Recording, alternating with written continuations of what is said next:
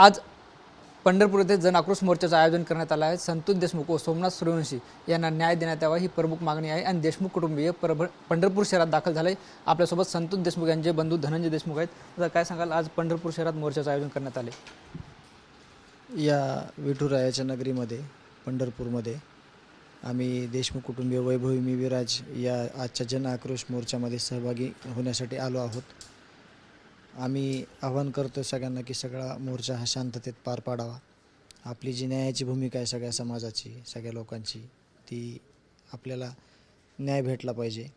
आणि परत मी थोडंसं कालच्या विषयावर बोलतो। काल जो CCTV फुटेज आलेला आहे त्यावर मला एक सर्व प्रशासनाला प्रश्न विचारायचा आहे आणि त्याचं उत्तर मला त्यांनी अपेक्षित आहे देणं संध्याकाळपर्यंत। या जो कालचा CCTV फुटेज आहे त्या फुटेजमधल्या प्रत्येकावर 10, 15, 6, 8, 10 गुन्हे आहेत। त्याच्यातले आरोपी फरार आहेत कागदोपत्री आणि त्याच्यासोबत तुम्ही बघताय की पोलीस प्रशासनातले लोक आहेत त्यांच्यासोबत। तर तुम्ही काय संदेश देणार आहेत समाजाला?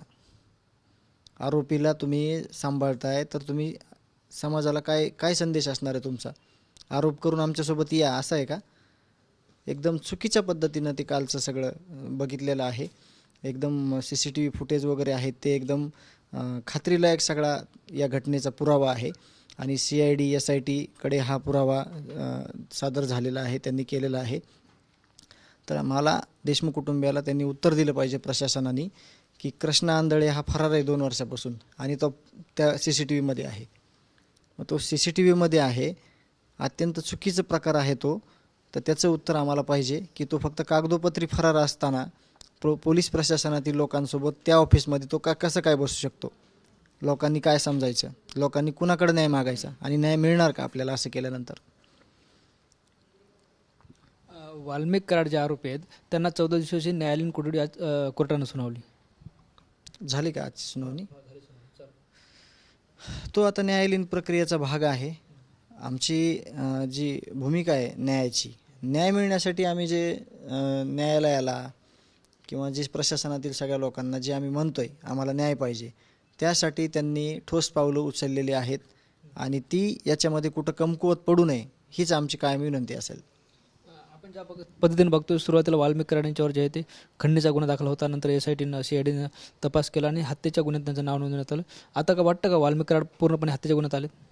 सुरुवातीपासूनच आम्ही सांगतोय किंवा तपासात पण तसं निष्पन्न झालेलं आहे। सगळे व्हिडिओ, सगळे फोटो, सगळे FIR, सगळे फोन कॉल हे तेच सगळं त्यांचे पुरावे आहेत आणि ते पुरावे सादर झाल्यानंतरच या सगळ्या गुन्ह्यामध्ये ह्या सगळ्या आरोपीला घेतलं गेलं आहे।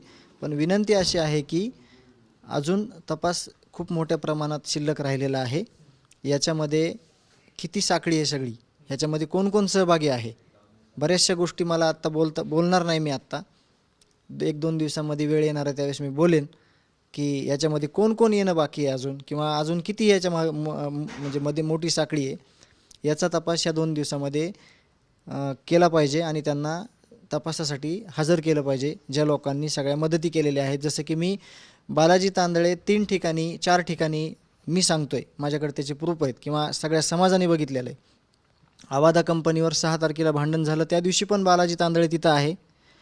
त्या आरोपीचे जामीन घेतलेला पण बालाजी तांदळे। मी बीड CID ऑफिसला गेल्यानंतर तिथं धमकवण्याचा प्रयत्न केला, मला त्या आरोपीचा फोटो दाखवण्याचा प्रयत्न केला, तिथं पण तो आहे। ज्या दिवशी भावाचं अपहरण झालं त्याच्या पाठीमागच्या गाडी जी होती स्विफ्ट ती त्याच्या घरी लागलेली आहे आणि परत ह्या 29 तारखेच्या CCTV फुटेजमध्ये सुद्धा बालाजी तांदळे आहे। त्याच्यावर आजच्याच कारवाई झाली पाहिजे। त्याला दोषी आहे तो 100%, हे तुम्ही वारंवार सिद्ध केलेलं आहे, सगळ्या तुमच्याकडे पुरावे आलेले आहेत। आणि याच पद्धतीनं जे सगळे धागेदोरे असणारे हे सगळे आरोपी आहेत यांना तपासणीसाठी घेऊन यांना आरोपी केलं पाहिजे असं माझं मत आहे। काल एक CCTV फुटेज समोर आले, असे अजून किती व्हिडिओ आहेत जे समोर यायचे बाकी आहेत? अजून खूप व्हिडिओ आहेत ह्याच्यामध्ये, ते SIT कडे आणि CID कडे आहेत। कोणत्या तारखेचे आहेत? 6 तारखेचे आहेत, त्याच्या अगोदरचे आहेत, त्याच्या घटनेच्या नंतरचे आहेत। हे सगळं SIT कडे CID कडे सगळे प्रूफ त्यांच्याकडे आहेत, त्याद्वारेच सगळा तपास झालेला आहे। सगळे जे घटनाक्रम आहे, सगळे FIR आहेत, फोन कॉल्स आहेत, त्यांच्या ज्या ॲक्टिव्हिटी आहेत त्या कालावधीमधल्या, त्यांना जे काही कोणाला मदत केलेली आहे, कोणी फरार केलेला आहे, कोणी पैसे दिलेले आहे, हे सगळे पुरावे जमा करून या सगळ्या आरोपींना कठोरातली कठोर शिक्षा होणार आहे, यामध्ये दुमत नाही. निश्चितच हे धनंजय देशमुख होते. आपल्यासोबत संतोष देशमुख यांच्या कन्या वैभव आहेत. वैभव, काय सांगशील, राज्यभर मोर्चे निघतात, आज पंढरपूर इथं मोर्चाचं आयोजन करण्यात आले, तू त्या मोर्चात सहभागी होतेस. आमचं म्हणणं हेच आहे की जे आरोपी आहेत त्यांना कठोरात कठोर शिक्षा झाली पाहिजे आणि माझ्या वडिलांवर जो अन्याय झाला त्याविरुद्ध आम्हाला न्याय हा मिळालाच पाहिजे. विठ्ठलाच्या पंढरपुरातून काय आव्हान असणार आहे आणि मुख्यमंत्र्यांना काय विनंती असणार आहे? विनंती मुख्यमंत्र्याला सुद्धा तीच आहे. आज आम्ही या पंढरपूरच्या नगरीत आलो आहे, तर विठ्ठलाच्या दारातून मी तुम्हाला एकच मागणी करते की आम्हाला लवकरात लवकर न्याय द्या. निश्चितच आपण बघतोय हे होते धनंजय देशमुख आणि संतोष देशमुख यांची कन्या वैभव, ज्यांनी मुख्यमंत्र्यांना विनंती केली की विठ्ठलाच्या दारातून आम्हाला लवकरात लवकर न्याय द्या. कॅमेरा पर्सन आप्पासाहेब मोरकसह ज्ञानेश्वर लोंढे, TV9 मराठी, पंढरपूर.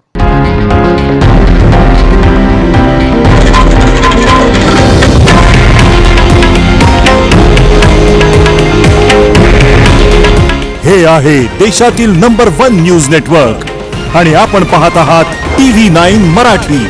काळजी तुमची, हित महाराष्ट्राचं.